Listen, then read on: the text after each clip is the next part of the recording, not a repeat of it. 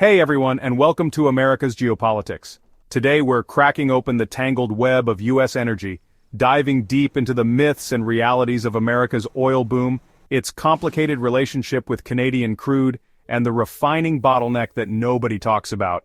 If you think the energy game is just about drilling more wells or banning fossil fuels, you're in for a wake-up call. The truth is messy, politically charged, and packed with consequences for America's role on the world stage. The quest for energy independence has been a favorite talking point for decades. Every president, from Nixon to Trump, has promised to free the U.S. from the shackles of foreign oil. But slogans don't always match reality.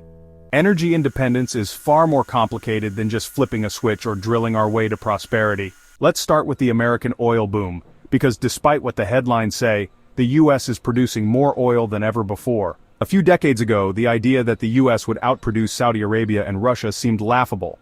But today, America is the king of crude, thanks to the shale revolution. Hydraulic fracking, unlocked vast reserves of oil and natural gas that were previously unreachable. Suddenly the U.S. wasn't just competing, it was dominating. And yet, despite the endless political noise about climate change and environmental regulations, U.S. crude production keeps climbing. Why? Because the global demand for energy doesn't care about ideology. Whether it's China, India, or Europe, the world runs on oil, and America just happens to be sitting on a treasure trove of it. The industry faces constant scrutiny over emissions, spills, and water usage, but it keeps innovating to mitigate risks. The economic benefits are simply too powerful to ignore. But here's where things get weird. The United States produces an enormous amount of oil, so much that we've started exporting it in record amounts.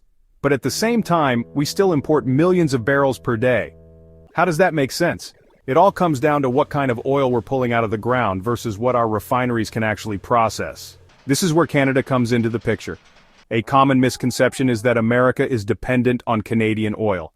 And while Canada is a top supplier, the idea that the United States couldn't function without it is flat out wrong.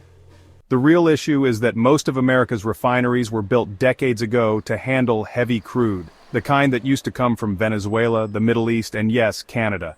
But the shale boom flooded the market with light, sweet crude, and most of our refining infrastructure wasn't designed for it. This mismatch is a massive problem. Instead of refining our own oil efficiently, we end up exporting a ton of it, while still importing heavier crude to keep our refineries running.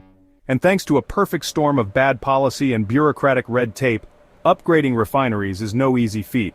Environmental regulations, ESG mandates, and political gridlock have made it nearly impossible to modernize the system in a way that aligns with the new reality of U.S. oil production. Let's talk about pipelines, because they're a big part of this mess. The cancellation of the Keystone XL pipeline wasn't just about environmental concerns. It was a geopolitical blunder that sent a clear message to Canada: find other buyers. And that's exactly what Canada is doing, expanding its pipelines to the Pacific, selling more oil to China, and reducing its reliance on the U.S. as a market.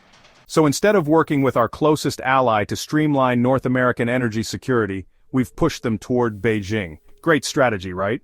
This brings us to the big question. What does real energy independence actually look like? The left wants to replace oil with renewables overnight, and the right often just wants to drill more. But the real answer is somewhere in the middle. We need to invest in infrastructure that makes sense for the energy we're actually producing, not the energy landscape of 50 years ago. That means refining upgrades, smarter pipeline projects, and policies that balance domestic production with strategic alliances. Trump's energy policy was largely centered on America first, expanding domestic production, cutting regulatory barriers, and ensuring that energy remained a strategic asset rather than a liability.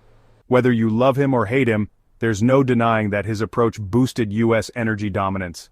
Compare that to today's restrictive policies, and it's no wonder oil prices are climbing and foreign producers are filling the gaps we leave behind. At the end of the day, the U.S. energy picture isn't just about production. It's about refining capacity, infrastructure, geopolitics, and the cold hard reality that the world still runs on oil.